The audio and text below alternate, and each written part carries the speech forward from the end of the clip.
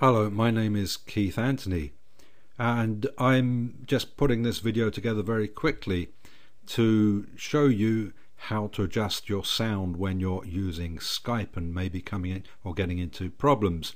And I'm actually doing this mainly for the benefit of my hypnosis students who often have trouble with their sound when they're doing online hypnosis with their clients, or Skypnosis as some people like to call it. I call it remote hypnosis because you're hypnotizing somebody who's not in the same place as you are.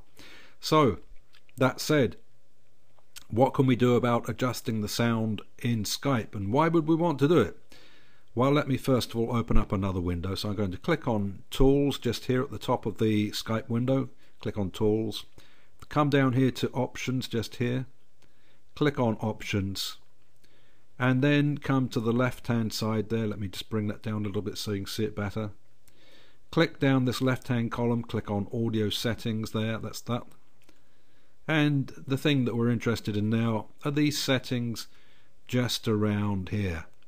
And the reason we're interested in those is that some people have got sound, but it's very poor. And the reason it's very poor is because sometimes Skype is set up to adjust the levels of microphone and adjust the level of speakers for you. And what happens when you've got that is that it's supposed to be optimal, but what's actually happening is the microphone is whizzing up and down trying to find the right place, and the speakers are whizzing up and down like this trying to find the right place, and that's because these two checkboxes are both ticked. So if you find that they are ticked, your first step should be to untick them. Always have these unticked, always be in control of your own sound, and then you can slide these buttons down to around about the middle here. And if you've got a buddy who's talking to you in Skype, that will help, because then they can tell you how good your microphone sounds. Are you loud enough? And you'll be able to hear them through your speakers, so you'll be able to adjust that to make sure you can hear them optimally. And that will make a big difference to your sound if you're having trouble. Another thing you can do if you're getting trouble with the sound, sometimes you're just getting a bad connection, so you need to terminate the call and then reconnect, and sometimes it routes the call through a different pathway and you get better sound. So that's another thing you might like to try. Excuse me.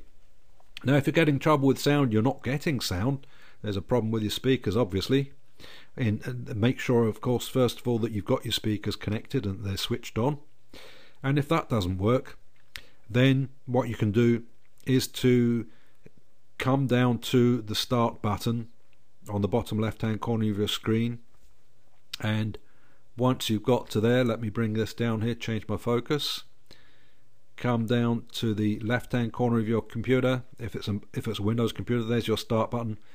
Click on the Start button there, and then once you clicked on Start button, come over here to the control panel just here, click on Control Panel, and now my control panel has opened up, but I'll just bring that down here back into view for the Camtasia, and you see there are lots of options in here, and the one that you're interested in is hardware and sound just over here in the left hand column, or it is on mine. It may be in a different place on yours. And click on hardware and sound. You see we get the next window, and now you want to come to here in sound and come over to here where it says manage audio devices. Click on audio devices. Now I've got another window open. I'll bring that down for you so you can see it. There it is. And you can see that in the middle here I've got my speakers selected, and there's a green arrow or green circle with a white arrow in it just here, which tells me that that is the device that is selected. I know that's the correct device on mine because I am getting sound out of my speakers. But if it was on the wrong one, let me show you. I'll bring it up to the one at the top, and I'll set that as default. And you see now up here I've changed to this device here, which means I won't get sound anymore. And you may have several devices in here, and it's a matter of finding the right one for you. So if you're not sure which one to do, then just gradually go through all of them. You see I've selected the one underneath, and I'm now selecting the one in the middle again, and I'm going to click that as the set default. And if you try them all, then if that was the issue, that may get you your sound back. So I'm going to click on set default on that one, and now that I've done that, you need to look here, and on mine the apply button is grayed out, but if your applied button is showing, then just click on that, and that will make sure that this option, which is right for you, whichever one you've picked that is then going to be saved. And finally come down to the OK button and say OK as I'm clicking that. So if you've done that, you've checked all your connections are OK, you've checked your Skype settings, your Skype audio settings are set to manual, so you untick the box. Just let me show you that again.